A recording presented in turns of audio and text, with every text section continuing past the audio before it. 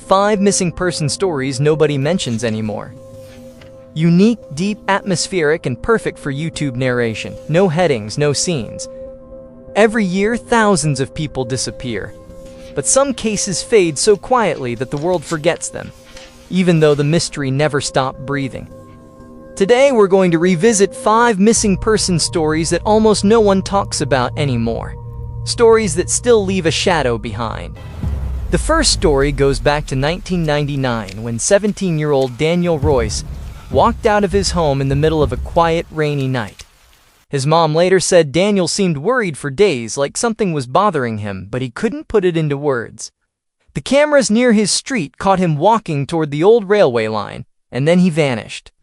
No body, no backpack, not a single clue. Years later, one retired officer claimed he received an anonymous letter saying Daniel left because he wasn't alone that night. The sender was never identified. The case is cold now, but every November, Daniel's mother still lights a candle near the railway, hoping he'll walk back home. The second story is about 32-year-old nurse Alicia Marion, who disappeared after finishing a night shift at a hospital in Texas. She texted her sister saying she felt like someone had been following her car for the past week. Everyone thought she was just tired, but her message said, "If something happens to me, tell Mom I tried." That was her last text. Her car was found at a gas station, keys inside, engine still warm. Nothing else. The gas station camera footage had a strange glitch. The exact 2 minutes she disappeared turned into static. Experts couldn't explain it. People slowly stopped talking about her case, but her sister still posts on social media on her birthday every year. "I know you're out there." The third case is one locals whisper about even today. In 1984, a father and his 10-year-old daughter, Lily Harper, were driving home from a family picnic.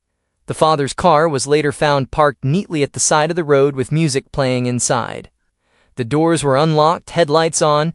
2 cups of melted ice cream were sitting in the cup holders, as if they stepped out for just a moment. The father's shoes were left on the gravel. Lily's little jacket was folded on the seat.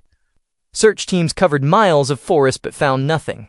Even stranger, Lily's school notebook was found years later inside a thrift store donation box 2 towns away, with a childlike drawing added on the last page. A little girl holding hands with someone tall standing under a sun with no face. The fourth story is about 19-year-old college student Marcus Hale, who disappeared inside a busy library. Witnesses said he was studying alone at a table near a window. 15 minutes later, a librarian walked by and found his books open, pencil in his hand. But Marcus wasn't there. Security cameras showed him entering the library but never leaving. Not through the doors, not through emergency exits, not through the basement. Detectives called the case the cleanest disappearance they'd ever seen. His family kept pushing for answers, but after a decade, the police quietly closed the file, saying there was no new evidence. But people who visit that library at night claim they sometimes hear the sound of a pencil writing on a table, even when no one is around. The fifth story is one that still feels like a half-finished sentence. In 2003, a newly married woman named Sarah Bennett vanished during her honeymoon trip. Her husband said she stepped outside their cabin to take photos of the sunrise and never came back. Locals helped search the woods, and search teams combed every nearby trail. No footprints, no clothing, not even her camera. But here's the detail that still bothers investigators. Sarah had posted online about receiving strange emails from someone calling himself the archivist. The messages said, "Don't travel. You're being watched." Police traced the emails, but the IP addresses were fake. The case faded from the spotlight, and Sarah became just another unsolved file number. But every year, a mysterious bouquet of lilies appears on the cabin doorstep where she vanished, and nobody knows who leaves it. These stories didn't trend online. They didn't stay in news cycles. They never found endings. But somewhere, someone still remembers.